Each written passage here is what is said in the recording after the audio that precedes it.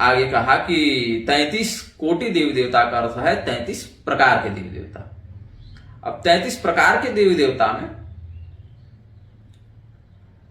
एक समस्या यह है कि कितने देवी देवता हैं, तो इसके विषय में धर्मशास्त्र में जो 33 शब्द पर, कोटि का अर्थ करोड़ भी है, कोटि का अर्थ प्रकार भी है, तो हमें कौन सा अर्थ ग्रहण करना है, इस पर हम ये वीडियो वक्तव्य बना रहे हैं। पहली बात कि जितने देवी देवता हैं, अनंत भी बताया गया है देवताओं को शास्त्रों में कि देवता अनंत है, उनकी गणना करना संभव नहीं। मनुष्य की बुद्धि इतनी सीमित है कि वह देवताओं की संख्या का निश्चित अनुमान नहीं लगा सकती। शास्त्र में एको रुद्रो न द्वितीयाय तस्मै भी कहा, एको देव प्रदिशो अनुसर्वाः भी कहा, तो ले देकर एक ही देवता हो गया। ठीक है। नित्यो निरंजनो देव एको नारायणो न द्वितीयोस्ति कश्चित्, यह भी कहा अपने अपने मत में। जब श्रुति ने शिव रूप की व्याख्या की तो कहा एको रुद्रो न द्वितीयाय तस्मै इमान लोकानीशत ईशनी भी कह दिया। और जब नारायण के रूप में उस ब्रह्म का व्याख्यान श्रुति ने किया तो एको देव नारायणो न द्वितीयोस्ति कश्चित् भी कह दिया। तो ब्रह्म तत्व तो एक ही है, तो फिर 33 भी आपको क्यों करना है? 33 भी मत कहो, कहो कि ब्रह्म एक है, अखंड है, अलग अलग रूपों में हम उसका अनुभव कर पाते हैं, उसकी अभिव्यक्ति हम अपने स्तर से समझते हैं, ये कह दिया जाए। और अगर ये नहीं कहते, अगर 33 में ही कहना है तो आप किनको किनको गिनेंगे, तो उसमें बताते हैं 12 आदित्य, 8 वसु, 11 रुद्र और शेष 2 अश्विनी कुमार, ऐसे करके 33।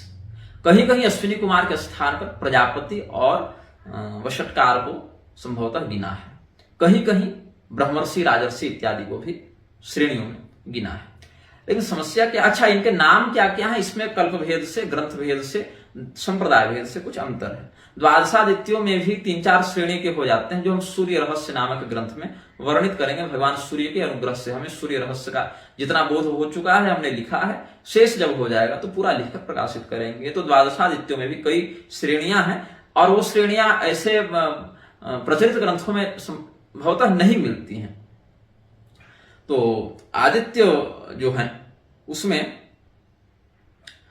कहते हैं कि हरिवंश में कहते हैं मरीचात् कश्यपात् जातास्तेदित्या दक्ष कन्यया तत्र शक्रश्च विष्णुश्च जज्ञाते पुनरेवः अर्यमा चैव धाता च त्वष्टा पूषा च भारत विवस्वान् सविता चैव मित्रो वरुण एव च अंशो भगश्चाति तेजा आदित्या द्वादश स्मृता। 12 आदित्यों के नाम बताए। क्या कहा? मरीचि के पुत्र कश्यप जी को दक्ष प्रजापति की पुत्री के माध्यम से, मतलब अपनी पत्नी के माध्यम से, अदिति के माध्यम से 12 संतानों की प्राप्ति हुई। शक्र मतलब इंद्र, विष्णु भगवान सबसे अंतिम में वामन के रूप में भी आए हैं, तो उपेंद्र भी उनका नाम पड़ा। तो विष्णु भगवान हैं तो ब्रह्मा के भी पिता, नाभि कमल से ब्रह्मदेव का प्राकट्य वर्णित है शास्त्रों में। लेकिन यहां पर उपेंद्र वामन के रूप में जब आए तो द्वादशादित्य में उनकी गणना हो गई, और द्वादशादित्य जो मासों के अधिपति हैं उसमें भी भगवान विष्णु की गणना है। तो शक्र मतलब इंद्र, विष्णु, अर्यमा जो पितरों के स्वामी है, पितृणाम अर्यमा चास्मि, भगवान ने कहा। धाता, त्वष्टा विश्वकर्मा के पद पर भी बैठने वाले देवता हैं। पूषा, विवस्वान जिनको प्रत्यक्ष सूर्य भी कहते हैं, सविता जो उन्हीं का एक स्वरूप है, मित्र और वरुण देवता। अंश, भग, ये 12 आदित्यों की बात आती है। अब 12 आदित्यों को क्या अलग अलग गिना जाए या एक ही गिना जाए? क्योंकि यदि आप कहते हैं कि ये 12 प्रकार हैं देवताओं के, तो ये तो देवताओं के सीधे सीधे नाम हो गए। तो कोटि का अर्थ जो प्रकार है, तो इस प्रकार में जैसे आपने कहा तत्र शक्रश्च विष्णुश्च जज्ञाते पुनरेवः, तो शक्र एक प्रकार हुआ, इंद्र एक प्रकार हुआ। अब कितने प्रकार के इंद्र हैं? तो कम से कम 14 मनवंतर में 14 प्रकार के तो इंद्र होंगे। तो 12 आदित्य जो आप कहे, उसमें पहला ही जो आदित्य है शक्र संज्ञक जो इंद्र देवता है, उन्हीं इंद्र के 14 प्रभेद तो एक ही कल्प में हो जाते हैं। तो फिर आपके 12 आदित्यों में जो कहते जाएं तब तो दिक्कत हो जाएगी ना। अगर केवल हम 12 आदित्य की ही गणना करें तो 12 आदित्य में, अच्छा यहां जो द्वादशादित्य में वरुण देवता की गणना है, यही वरुण देवता अष्टवसु में आपह के नाम से गिने जाते हैं। तो वहां पर जब आपह के नाम से जो आप उनकी गणना करेंगे तो फिर दोनों देवता तो एक ही हो गए, तो ऐसा व्यतिक्रम उत्पन्न हो जाएगा।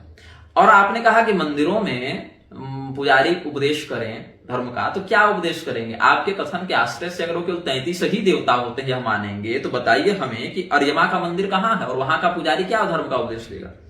धाता का मंदिर कहाँ है? त्वष्टा का मंदिर कहाँ है? पूषा का मंदिर कहाँ है? मित्र का मंदिर कहाँ है? वरुण देवता का तो कहीं कहीं देखने को मिल भी जाता है, लेकिन बाकियों का कहाँ है? तो इन देवताओं का मंदिर तो कहीं नहीं मिलेगा। इंद्र का मंदिर कहाँ मिल रहा है आपको? तो प्रचलन में तो ये सारे देवालय देखने को नहीं मिलते। ये तो जो श्रुति स्मृति पुराणागम सम्मत यज्ञ आदि करते हैं उनमें इन देवताओं का प्रतिष्ठापन करते हैं हम लोग। तो हमने उदाहरण दिया एक कि जैसे शक्र, तो शक्र संज्ञक देवता के 14 प्रभेद तो एक ही कल्प में हो जाते हैं। भगवान विष्णु की बात करें तो भगवान विष्णु के अलग अलग अवतारों को भी आप क्या देवता नहीं मानेंगे? भगवान कृष्ण, भगवान श्री राम, भगवान कल्की, भगवान नृसिंह, भगवान वराह, भगवान कूर्म, भगवान नरनारायण, भगवान परशुराम, भगवान वामन, भगवान नारद, वेदव्यास, ये सब भगवान के अवतारों के स्वतंत्र मंत्र हैं, स्वतंत्र ग्रंथ विधान है। भगवान हयग्रीव के अलग अलग कल्प हैं।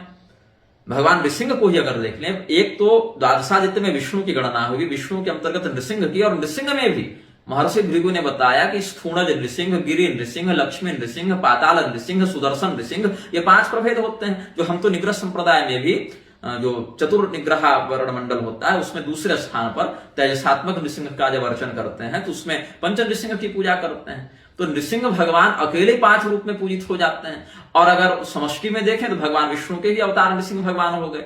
तो द्वादशादित्य में भी अगर भगवान विष्णु को गिने, यद्यपि भगवान विष्णु तो आदित्य से भी बहुत ऊपर की स्थिति में है, लेकिन अगर द्वादशादित्य में ही गिन लें उनको, तो भगवान विष्णु के ही 24 अवतार ऐसे हो गए। 16 तो आपके व्यूह हो गए, अंतर्व्यूह और महाव्यूह मिला के, और उनमें भी एक एक के वराह के कई प्रभेद, मत्स्य के कई प्रभेद, नृसिंह का हमने 5 प्रभेद बताया आपको। तो ऐसे करते करते तो 100 प्रकार, 150, 200 तो हम यहीं से आपको भगवान विष्णु के गिना देंगे। और अगर सनत कुमार संहिता निकाल कर बैठ जाए तो उसमें तो 500, 1000 प्रकार के विष्णु के ही केवल प्रभेद दिखा देंगे। तो इसीलिए शास्त्रों ने कहा कि देवता अनंत हैं। तो शक्र, और अगर कहो कि नहीं ये सब तो केवल भगवान विष्णु के ही अंतर्गत आ गए, तो भगवान विष्णु ने ही जब कहा कि पितृणाम अर्यमा चास्मि, तो अर्यमा को अलग से द्वादशादित्य में क्यों गिनना? जब आप नृसिंह का, वामन का, कूर्म का, हयग्रीव का, सबका समाहार, सबका सम्मिश्रण, सबका पर्यावसान भगवान विष्णु में ही कर दे रहे हैं, तो अर्यमा को भी कर दीजिए ना पितृणाम अर्यमा चास्मि कह के। राम शस्त्र वृताम हम कह के अगर उनका कर दे रहे हैं पर्यावसान भगवान विष्णु में, तो इंद्र का भी कर दीजिए, क्योंकि भगवान देवताओं में इंद्र है, ऐसा स्वयं को बता चुके हैं। तो ये समस्या उत्पन्न हो जाएगी। अब हमने जैसे बताया वसुओं के बारे में, रुद्रों के बारे में, आदित्यों के बारे में, तो क्या 33 प्रकार के देवताओं में एक एक प्रकार में कई कई देवता आ जाएंगे, तो आप उनकी गणना छोड़ दे रहे हैं। इन देवताओं के मंदिर देखने को, इनकी पूजा विधि का, इनका अनुसरण करने वाला संप्रदाय, समाज देखने को नहीं मिलता। तो व्यवहार जगत में केवल 33 पर ही आप समेट कर कैसे रख सकते हैं? फिर आप जिन हनुमान जी की आराधना करते हैं उनको आप क्या कहिएगा? 33 में हनुमान जी तो आए नहीं, 11 रुद्र हो गए, 11 रुद्र हो गए, 12 आदित्य हो गए, 8 वसु हो गए और 2 अश्विनी कुमार हो गए। मतभेद है इसमें कुछ कुछ 33 की संख्या में, लेकिन ये मानकर चलते हैं। उस स्थिति में हनुमान जी को आप कहां रखिएगा? अब यदि कहेंगे हनुमान जी तो रुद्रावतार हैं, तो 11 रुद्र में उनकी गणना भी हो जाएगी। तो जब 11 रुद्र में हनुमान जी की गणना आप कर ले रहे हैं, तो फिर हनुमान जी का स्वतंत्र देवत्व तो आप नहीं मान रहे, उनके ही अंतर्गत आप हनुमान जी को मान ले रहे हैं।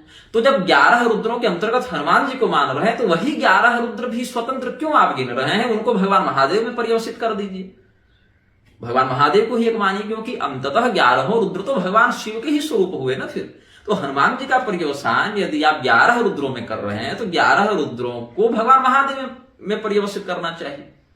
ऐसे भी इसमें श्रुति हम दे सकते हैं, यो वै रुद्रस्य भगवान यश्च विष्णुस्तस्मै वै नमो नमः, यो वै रुद्रस्य भगवान यश्च स्कंदस्तस्मै वै नमो नमः, यो वै रुद्रस्य भगवान यश्च कालस्तस्मै वै नमो नमः, यो वै रुद्रस्य भगवान याच पृथ्वी तस्मै वै नमो नमः। हम यहां से भी श्रुति प्रमाण दे सकते हैं। तो यदि हनुमान जी को आप स्वतंत्र देवता मानते हैं, तो बाकी अवतारों के स्वातंत्र में आपकी आपत्ति क्यों है? तब नृसिंह को, वराह को, कूर्म को, काली, तारा, बगलामुखी, मातंगी, छिन्नमस्ता, भैरवी, त्रिपुर सुंदरी, लक्ष्मी, सरस्वती, सीता, राधा, रुक्मिणी, सबको स्वतंत्र आप देवियां मानिए, देवता मानिए। और अगर कहते हैं कि ये सभी तो उन्हीं के अंश हैं, जैसे हनुमान जी का पर्यवसान यदि आप रुद्रों में कर देते तो रुद्रों का भी भगवान महादेव में, परम रुद्र में, महारुद्र में कर दीजिए आप, तो ऐसी स्थिति में बहुत व्यतिक्रम उत्पन्न हो जाएगा। और यहां तक कि शास्त्र ने तो कहा, जैसे आप 12 आदित्यों की बात किए, तो 12 आदित्यों में हमने बताया कि एक ही प्रभेद, केवल इंद्र को ही ले लें तो त्वष्टा जो है उनके भी 5 प्रभेद होते हैं। जो राजा सुब्रत को विश्वकर्मा पुराण बताया है महर्षि कालहस्ती ने, तो उसमें विश्वकर्मा के 5 स्वरूप बताए हैं। विश्वकर्मा के एक स्वरूप में त्वष्टा भी आते हैं। तो कहा कि कल्पांतरे त्वष्ट कन्या संज्ञा आदित्य पत्नी आदित्य तेज सोढ़ुम असमर्था अदस्तस्या पितृकृतादित्य द्वादश खंडा द्वादशादित्या। यह भी शास्त्र वचन प्राप्त होता है। कहते हैं कि त्वष्टा की संज्ञा नामक पुत्री थी। यह त्वष्टा विश्वकर्मा का वाचक है। उनकी पुत्री संज्ञा से भगवान सूर्य का विवाह हुआ था और सूर्य देव के माध्यम से जो वह गर्भवती हुई, तो गर्भ को धारण करने में असमर्थ हुई, तो फिर उनके पिता मतलब त्वष्टा ने, विश्वकर्मा ने ही उस गर्भ के 12 हिस्से किए, उस तेज को विखंडित किया, तो 12 आदित्य हुए। और 12 आदित्य में हम आपको बता चुके हैं कि त्वष्टा स्वयं भी आते हैं। तो ये कल्पभेद से तो मान्य हो जाएगा, अनादि निधना देवा कह के, कि देवताओं का न जन्म होता है न मृत्यु होती है। जैसे भगवान गणपति का पूजन शिव गौ पार्वती विवाह के प्रारंभ में ही करना पड़ा, क्योंकि देवताओं की स्थिति नित्य होती है। उनके स्वरूप का प्राकट्य भले होता है या फिर वे अपने स्वरूप को छिपा लेते हैं, लेकिन उनकी स्थिति नित्य ब्रह्म रूप में होती है। अब भगवान हनुमान जी पर हम कह रहे थे,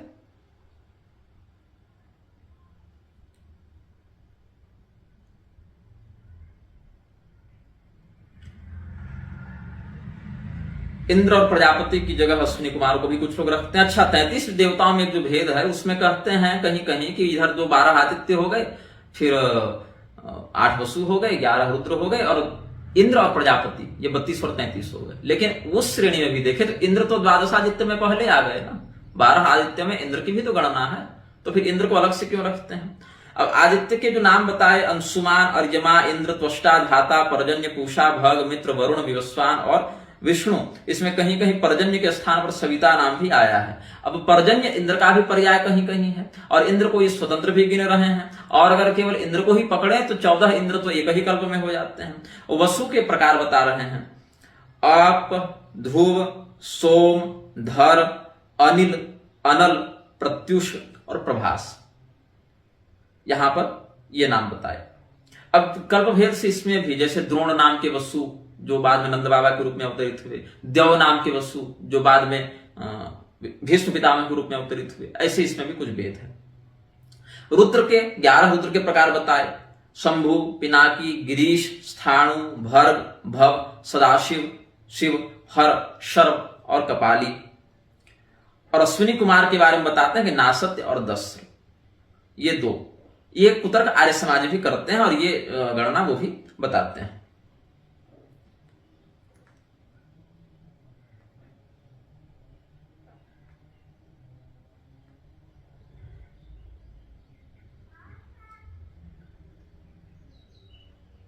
अब इसमें कहते हैं, महाभारत का हम आपको प्रमाण देते हैं, महाभारत के आदि पर्व से, धरो ध्रुवश्च सोमश्च अहश्च एवानिलो नलः प्रत्युषश्च प्रभासश्च वसवोष्ट प्रकृतिता।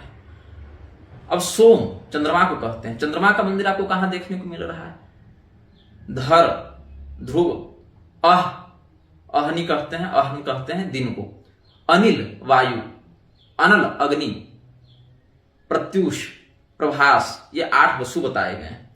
और इसमें जो बताया 11 रुद्रों का महाभारत में वर्णन, मृगव्याधश्च सर्पश्च निरृतिश्च महायशाः अजैकपादहिर्बुद्धियः पिनाकी च परम तप दहनोथेश्वरश्चैव कपाली च महाद्युतिः स्थाणुर्भगश्च भगवान रुद्रा 11 स्मृता। मृगव्याध, सर्प, निरृति, अजैकपाद, अहिर्बुध, पिनाकी, दहन, ईश्वर, कपाली, स्थाणु और भग।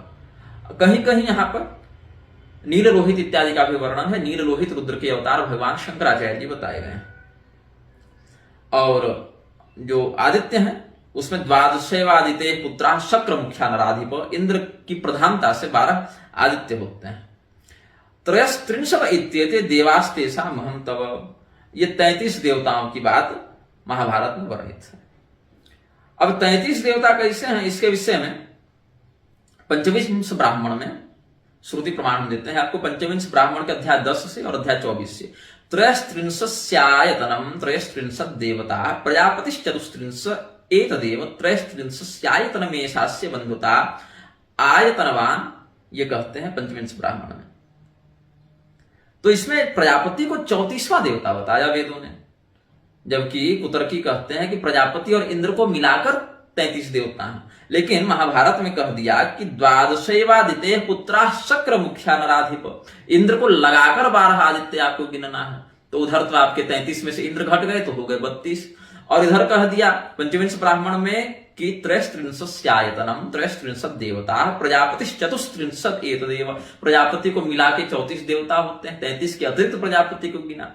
24वें अध्याय में कहा य एता उपयन्ति यदेताश्चतुस्त्रिंशत् रात्रियो भवन्ति त्रयस्त्रिंशत् देवता प्रजापतिश्चतुस्त्रिंशो देवतानां प्रजापतिरेवर्धिवृध्नुवन्ति। मैत्रायणी संहिता कांड 3 प्रपाठक 10 में कहते हैं एकादश प्रयाजा एकादशानुयाजा एकादशोपयाजास्तत्रयस्त्रिंशत् देवतास्ता एवास्येताभिरभिष्टा प्रीता भवन्ति। उसमें याज अनुयाज और उपयाज, प्रयाज अनुयाज और उपयाज भेद से 11 विधानों का वर्णन है। उनके अधिष्ठाता तत्व होते हैं, उनके अधिष्ठाता अभिमानी 33 देवता हैं, जिसमें ये 33 देवता में तो इनकी गणना ही नहीं हुई। ये तो उन क्रियाओं के तत्व अभिमानी देवता हैं, ये तो उन विधानों के तत्व अभिमानी देवता हैं, उनमें 33 गणना है।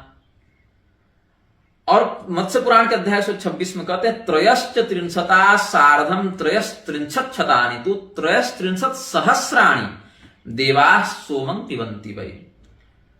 जो सोम पाई देवताओं का वर्णन किया उसमें कहते हैं सोम कलाओं का जो पान करते हैं, 2 मार्ग है ना, अर्चिरादि मार्ग, धूम्र मार्ग, ऐसे करके। तो उसमें का त्रयश्च त्रिंशता सार्धम त्रयस्त्रिंशत् शतानि, तो 3 हैं, फिर 30 हैं, उसके बाद 300 हैं, फिर 30,000 हैं, 33,000, ऐसे करके फिर इतने देवता सोम का पान करते हैं। तो 3 से लेके तो 33,000 तक, त्रयश्च से लेके त्रयस्त्रिंशत् सहस्राणि, यहां तक बता दिया मत्स्य पुराण में। तो 3 ही मानो देवता, ब्रह्मा विष्णु महेश कह के 3 कर लो या 33,000 कर लो। कहने का अर्थ है कि देवताओं की कोई एक निश्चित संख्या नहीं बताई जा सकती। हाँ, अमुक कर्म में कितने देवताओं का हम आवाहन करें, पूजन करें, ये शास्त्र बताते हैं कि इस कर्म में इसके अभिमानी या इसके अधिष्ठाता इतने देवता होते हैं। शतपथ ब्राह्मण के कांड 12 के अध्याय 8 के 3 ब्राह्मण में कहते हैं त्रयस्त्रिंशत् ग्रहा भवन्ति त्रयस्त्रिंशत् वै सर्वा देवता है। 33 ग्रह हैं और उन 33 ग्रहों के 33 देवता हैं। अब ग्रहों में प्रकाश ग्रह, अप्रकाश ग्रह, छाया ग्रह, उपग्रह, जिसको जिस व्यतिपात धूम इत्यादि होते हैं, गुलिक इत्यादि हैं, अप्रकाश ग्रह, छाया ग्रह, उपग्रह इत्यादि में। तो सब कुल मिला के कर्मफल को प्रदान करने में समर्थ ये सब जो हैं, ये 33 कोटि के हैं। 33 प्रकार यहां पर कह दिया, अर्थ है 33 ग्रह हैं और 33 ग्रहों के ही ये सब 33 देवता हैं। अब जैमिनी ब्राह्मण में कहा कि इन 33 के हमारे शरीर में क्या क्या है। जैमिनी ब्राह्मण के कांड 3 में कहते हैं 10 हस्त्यांगुलयो, हाथ की 10 अंगुलियां, 10 पद्या, पैर की 10 अंगुलियां, 10 प्राणा, प्राण, अपान, व्यान, समान, उदान, नाग, कूर्म, कृकल, देवदत्त, धनंजय, इनको मिला के 10 हो गए। मनो वाग हृदयम तत्रयस्त्रिंशत्, हाथ की 10 अंगुली, पैर की 10 अंगुली, 10 प्राण, ये 30 हो गए। मन, वाणी, हृदय, ये 33 होते हैं। और जो तस्य एकादश प्रयाजा, एकादश अनुयाजा, एकादश उपयाजा, ऐसे कह के कौशिक की ब्राह्मण के भी अध्याय 10 में बताया। कुमार कार्तिकेय जब तारकासुर को मारने के लिए गए, जब उन्होंने कार्तिकेय भगवान ने तारकासुर का वध कर दिया, उस समय देवताओं ने बड़ा आश्चर्य किया। गणेश पुराण के उपासना खंड में कहते हैं, भगवान गणेश के व्रत का महात्म्य बताते हुए त्रयस्त्रिंशत् कोटि सुरैरवध्योऽसौ महासुरः स्कंदेन निहतः संख्ये देव व्रत प्रभावतः। भगवान गणपति के व्रत का महात्म्य बताते हुए कहते हैं कि 33 कोटि देवताओं के द्वारा जो नहीं मारा जा सका, ऐसा तारकासुर भी देवव्रत के प्रभाव से कुमार कार्तिकेय के द्वारा युद्ध भूमि में मार दिया गया। तो त्रयस्त्रिंशत् कोटि सुर, यहां कोटि शब्द आया है।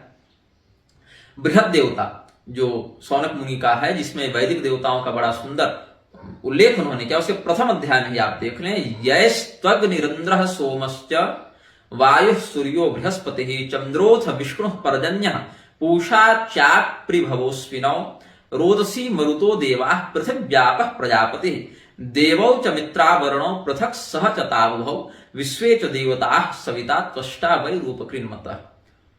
इसमें जितने देवताओं का नाम इतने में बता दिया। इसमें आप देखें तो कहा रोदसी मरुतो देवा, मरुत ही आपको 49 मिल जाएंगे। विश्वे च देवा, विश्वे देव मतांतर से कहीं 10 भी मान्य है, कहीं 56 भी मान्य है, हमने दोनों पढ़े हैं। अब 10 वाला तो बहुतायत से प्रचलित है, नांदी स्वाद इत्यादि में सत्यवसु संज्ञकों का समादर करते हैं लोग। 56 वाला हमने कहीं पढ़ा था बहुत पहले, गीता प्रेस की किसी पुस्तक में नाम भी दिए हुए थे, अभी थोड़ा याद नहीं आ रहा है, खोजना पड़ेगा। तो उधर अगर 10 भी मान लें और 49 मरुत को मान लें तो इधर 59 तो ऐसे ही हो गए, ताकि 33 की संख्या तो दुगनी से भी अधिक इधर बढ़ गई ना। उसके बाद कहते हैं चंद्रोथ विष्णु पर्जन्य, दोनों कहा, यस्त्वग्निरिन्द्रः सोमश्च, सोम भी कहा और चंद्र भी कहा। तो चंद्रमा का प्राकट्य अलग अलग माध्यमों से हुआ है। अत्रि मुनि के द्वारा भी उनका जन्म हुआ, इधर से चंद्रमा निकले हैं एक बार समुद्र मंथन के द्वारा भी, ऐसे कह के। तो पर्जन्य और इंद्र दोनों भी नाम लिया यहां पर। अब प्रजापति को ही ले लें तो अगर मुख्य मुख्य प्रजापतियों को गिन लें, दक्ष प्रजापति, पुलस्त्य प्रजापति, पुलह प्रजापति, मरीचि प्रजापति, ये सबको ले लें। और अगर थोड़ा और विस्तार से देखें, कश्यप प्रजापति, कर्दम प्रजापति, रुचि प्रजापति, स्वरभानु प्रजापति, इन सबको भी ले लें तो संख्या तो 15, 16, 20 तक पहुंच जाएगी। तो उस स्थिति में केवल यह कहना 33 ही देवता हैं, और कोटि का अर्थ वहां पर करोड़ नहीं अपितु 33 प्रकार है। तो प्रकार भी आप कहां बता रहे हैं, आप तो 33 देवता का केवल नाम गिना दिए। तो 33 आदित्य एक प्रकार हुआ ना, आदित्य एक प्रकार हुआ, आदित्य प्रकार में 12 देवता हैं। फिर उन 12 देवताओं में इंद्र एक प्रकार हुए और इंद्र में 14 देवता हैं। ऐसे वर्गीकरण करेंगे तब ना होगा। इंद्र एक प्रकार अगर माने, अगर कहें कि 12 आदित्य हैं, ये 12 प्रकार के देवता हैं, तो 12 आदित्य में इंद्र एक प्रकार हुए जिसमें 14 सदस्य हैं मनवंतर भेद से। और अगर कहें कि आदित्य में इंद्र एक ही देवता है, 14 देवता नहीं है, तो फिर आदित्य प्रकार हुआ जिसका सदस्य इंद्र नामक देवता है। तो आप फंसा दे रहे हैं यहां पर कि अगर आदित्य को प्रकार माने तो प्रकार तो एक ही कहलाया, जिस आदित्य रूपी प्रकार में 12 देवता हुए। और अगर 12 देवताओं को प्रकार मान ले तो इंद्र नामक अकेले प्रकार में 14 देवता हो जाते हैं। तो 14 और 12 इधर मिलके तो 26 ऐसे ही हो गए। उसमें 8 वसु आप जोड़ दीजिए तो 34 हो गए। 11 रुद्रों को, 11 रुद्रों को कहां जोड़ेंगे। अगर हनुमान जी को स्वतंत्र देवता आप मानते हैं तो हनुमान जी खुद ही 33 में नहीं आ रहे आपके, और बाकी देवताओं के अवतार भी इसी प्रकार से गिने जाएंगे फिर। और अगर हनुमान जी को रुद्रों का अंश में सम्मिश्रण आप कर देते हैं तो रुद्रों को महादेव जी में क्यों नहीं कर रहे फिर। तो ये सब बहुत से व्यतिक्रम उत्पन्न हो जाएंगे। स्कंद पुराण के अरुणाचल महात्म्य में कहते हैं महेश्वर खंडांतर्गत, अत्र देवास्त्रयस्त्रिंशत् पुरा कृत्वा प्रदक्षिणां प्रत्यहं मार्गमासीना प्रत्येकं कोटितां गताः आदित्याद्या ग्रहाः सर्वे पुरा कृत्वा प्रदक्षिणां संपूर्ण जगति भागे सर्वे ग्रहपतां गताः। तो इसमें 33 देवताओं का वर्णन करने के बाद भगवान महादेव का अरुणाचल महात्म्य में परिक्रमा का जो महात्म्य बता रहे हैं उसमें कहते हैं कि भगवान अरुणेश्वर की परिक्रमा करने से एक एक देवता में इतना तेज हो गया कि कोटिताम गता है, ये करोड़ों करोड़ों देवताओं के समान हो गए। तो एक यह भी शास्त्र वचन मिलता है। ब्रह्माग्नि वायु सूर्याश्च देवता परिकीर्तिता, ब्रह्मा अग्नि वायु सूर्य इत्यादि को अग्नि पुराण में देवता कहा गया है। लेकिन आपने जो 33 देवता गिनाए उसमें ब्रह्मा जी का तो नाम आपने नहीं लिया। भगवती जो कहती हैं अहं रुद्रेभिर वसुभिश्चराम्य हम आदित्य रुत विश्वदेवैः, तो उस स्थिति में विश्वदेव को तो आप गिन नहीं रहे, जबकि उनका प्रमाण तो वेदों में है। 10 विश्वदेव का आप कहां वर्णन करते हैं। शुक्ल यजुर्वेद में देखें, अग्निर देवता, वातो देवता, सूर्यो देवता, चंद्रमा देवता, वसवो देवता, रुद्रा देवता, आदित्या देवता, मरुतो देवता, विश्वे देवा देवता, बृहस्पति देवता, इंद्रो देवता, वरुण देवता का भी नाम लिया है आगे।